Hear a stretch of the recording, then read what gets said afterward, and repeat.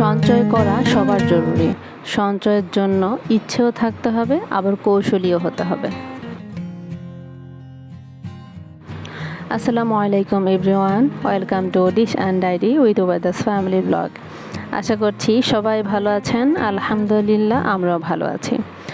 প্রত্যেক দিন তো সংসারের কাজকর্ম নিয়েই কথা হয়, আজকে না হয় অন্য কিছু নিয়ে কথা বলি। হ্যাঁ, আজকে আমি কথা বলবো সঞ্চয় নিয়ে। কথা না বাড়িয়ে ভিডিওটি শুরু করা যাক। বাংলাদেশের 80% লোকের সঞ্চয় নেই। ওরা দিন আনে দিন খায়। সংসার খরচের পর বাড়তি টাকা না জমানো থাকলে আপনি আপনার পরিবারকে খুঁটিহীন ঘরের মধ্যে রেখেছেন।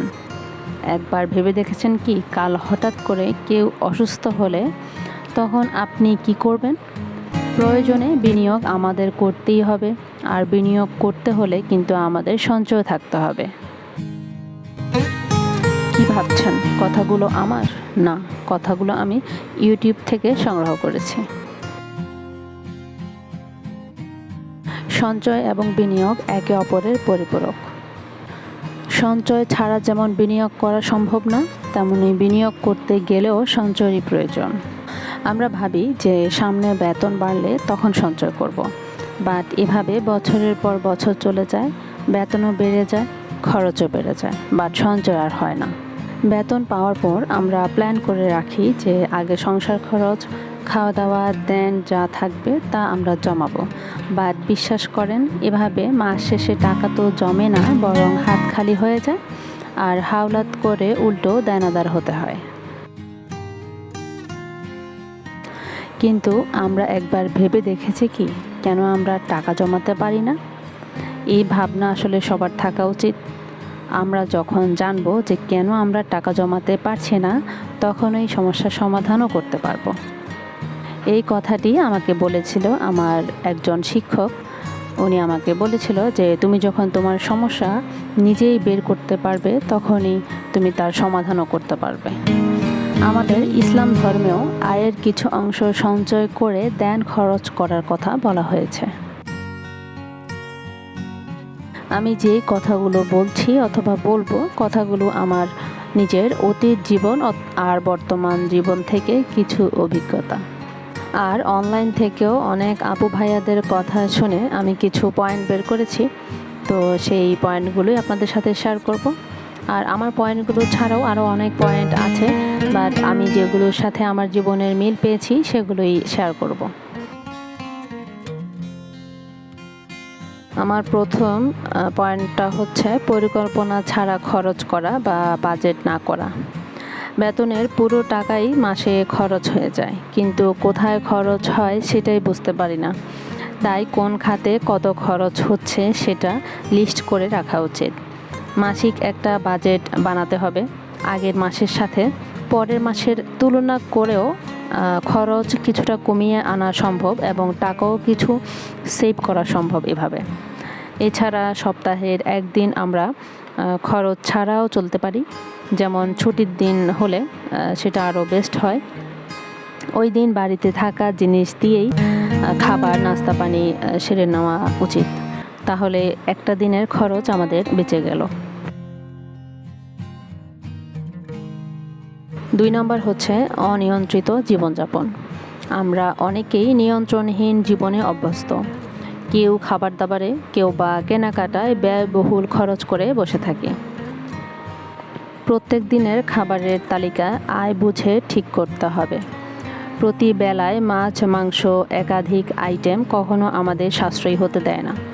মানুষকে দেখানোর জন্য ভালো খেতে হবে, ভালো বাসায় থাকতে হবে, এটা একদমই ভুল ধারণা আমার মতে। এই ব্যয়বহুল অভ্যস্ততা কিন্তু আমরা হঠাৎ করেই পরিবর্তন করতে পারি না। নিজেদের ব্যয়বহুল শখগুলোকে গুরুত্ব দিয়ে চলতে গিয়েই পরে আর সঞ্চয়ের টাকাই থাকে না। তাই প্রথমে অল্প টাকা দিয়েই সঞ্চয়ের অভ্যস্ত হওয়া ভালো। এতে সঞ্চয়ের পরিমাণ গায়ে লাগে না অত, আর পরে আস্তে ধীরে টাকার পরিমাণ বাড়িয়ে নেওয়া যায়। এখানে আরও কিছু কথা আছে যেটা আমার মাথায় বেশিরভাগ সময় ঘুরপাক খায়। যেমন প্রয়োজনের অতিরিক্ত কিছু না কিনাই ভালো। আরামে কেনাকাটা করতে আমরা সুপার শপে যাই, বাট সেখানে খরচও কিন্তু বেশি পড়ে।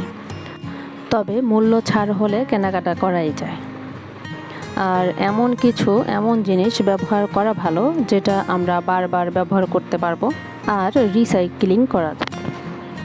একটু দেখে বুঝে ঘুরে ঘুরে কেনাকাটা করলে কম দামে ভালো মানের জিনিস, কাপড় চোপড়ও পাওয়া যায়। আমরা যারা বাইরে কাজ করি তারা যদি কাজের জায়গা থেকে খাবার কিনে খাই তাহলে এটাও এক প্রকার ব্যয়। বাসা থেকে খাবার নিলে সবচেয়ে বেশি ভালো। তাছাড়া বাসা থেকে খাবার বানিয়ে নিয়ে পিকনিক অথবা ঘুরতে যাওয়া যায়, এটা কিন্তু আমরা করে থাকি। লিস্ট করে বাজার করলে দেখা যায় আমরা কম খরচে পুষ্টিকর খাবার, আমিষ জাতীয় খাবার সবই খেতে পারি। আর বিনোদনের সব কিছুই কিন্তু এখন ইন্টারনেটেই পাওয়া যায়। তাই আমাদের যাদের টিভিতে ডিশ কেবল সংযোগ আছে সেটা কিন্তু অনায়াসে বাদ দেওয়া যায়।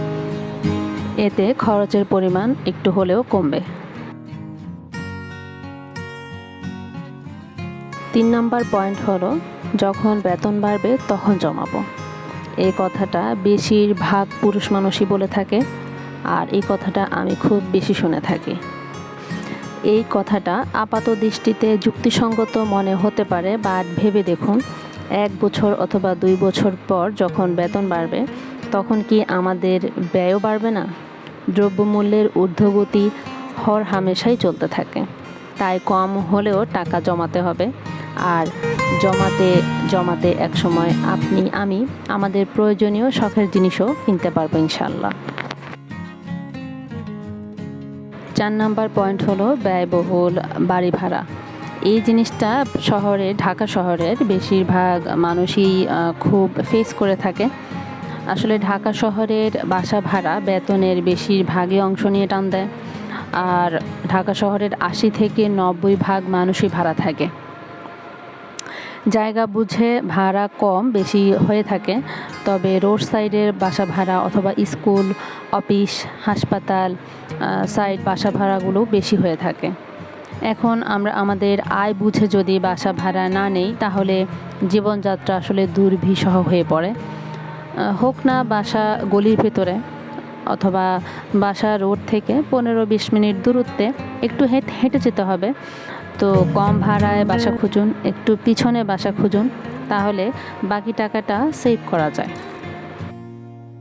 আর অনেকে এটাও করতে পারেন, বেতন পেয়েই বাসা ভাড়া রেখে বাকি টাকার মধ্যে কিছু নিজের নিডস মানে হাত খরচ, ঘোরাঘুরি, কেনাকাটা এসবের জন্য রেখে আর বাকি টাকাটা চোখ বন্ধ করে সঞ্চয় করে ফেলুন প্রত্যেক মাসে। আর প্রত্যেক মাসে কিন্তু আমাদের ঘোরাঘুরি কেনাকাটা হয় না, তো ওখান থেকেও আমরা নিজের নিডস থেকেও কিছু টাকা আমরা সেভ করতে পারি অনায়াসে। আমি এতক্ষণ যে কথাগুলো বললাম সেগুলো কিন্তু উচ্চবিত্তদের জন্য নয়। আসলে যাদের অ্যাবিলিটি আছে, নিজের শখ পূরণ করার ক্ষমতা আছে, তারা করবে, এটাই স্বাভাবিক। কিন্তু যাদের নেই, যারা হিমশিম খাচ্ছে, তাদের জন্যই এই কিছু টিপস আমি শেয়ার করলাম। ভিডিওটির কোনো অংশ যদি আপনাদের ভালো লেগে থাকে please like, comment and subscribe করবেন। নতুন আরেকটি ভিডিও নিয়ে হাজির হব ইনশাল্লাহ। সবার জন্য দোয়া করে আজকের মতো শেষ করলাম। আসসালামু আলাইকুম।